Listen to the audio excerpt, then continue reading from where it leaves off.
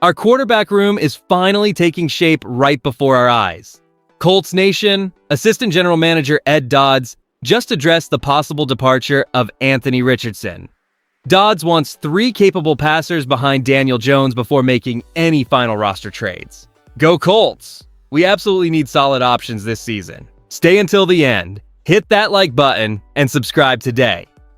Anthony Richardson is staying in Indianapolis, as Assistant General Manager Ed Dodds confirmed the team intends to keep him while he competes for a backup quarterback position.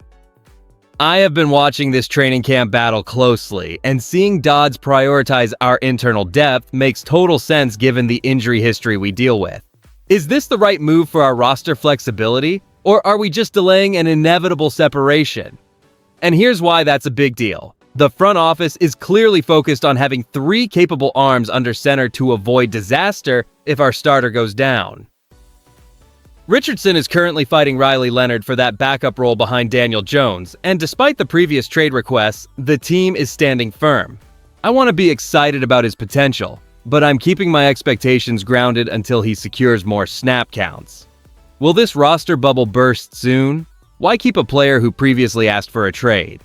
The reality is that Daniel Jones has never survived a full NFL season, which makes our quarterback depth a massive priority for Shane Steichen. We need insurance under center, and Riley Leonard only has 1 career start, so carrying 3 signal callers is purely a business calculation for Ballard. Here's the thing nobody wants to say. That uncertainty at the position forces our hand regardless of any lingering drama from the offseason. Richardson actually outplayed Leonard in the preseason opener, and while I love his physical upside, I want to pump the brakes a little before we assume he locks that spot down. Is this just a temporary solution while we wait for a trade market to develop? Only the front office knows. But right now, keeping our internal options intact is the most logical move for us. Moving past the surface level, let's get into what this news actually means for our outlook. Prioritizing internal stability during training camp suggests the front office prefers safety over immediate roster turnover. And honestly, I am excited about the depth. But I want to pump the brakes a little until we see these signal callers execute in a real game environment. Does this strategy truly improve our playoff chances? Keeping 3 capable arms under center protects us against the reality of inconsistent health, yet it complicates our depth chart math for the final cut.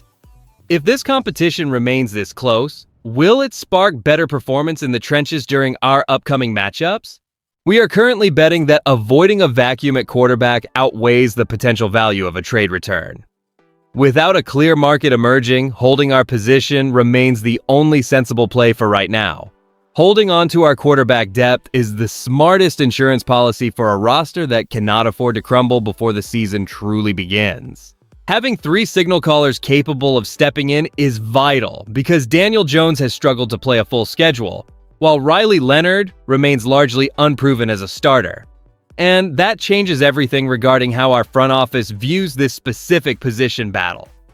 Analysts around the league suggest keeping Anthony Richardson is a measured, safe play.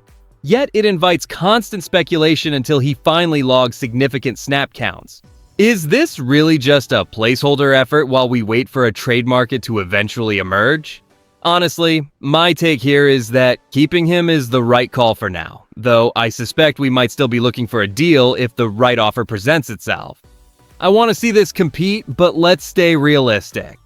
When you combine the front office's clear intent with the reality of our current roster, the picture that emerges is one of calculated stability. I view Ed Dodds prioritizing internal depth as a smart hedge against the inherent fragility of the position, especially given our specific injury risks. Now here's the thing. This decision to keep Anthony Richardson suggests we are prioritizing reliable insurance over chasing a trade return that simply does not exist yet. Does this move actually improve our chances of winning games, or are we just avoiding a difficult decision on the roster bubble? I really want to hear your take in the comments below. Would you keep all 3 quarterbacks to protect the team? And do you believe Richardson can outshine Leonard for that backup role? If you enjoyed the video, do not forget to like it and subscribe to the channel.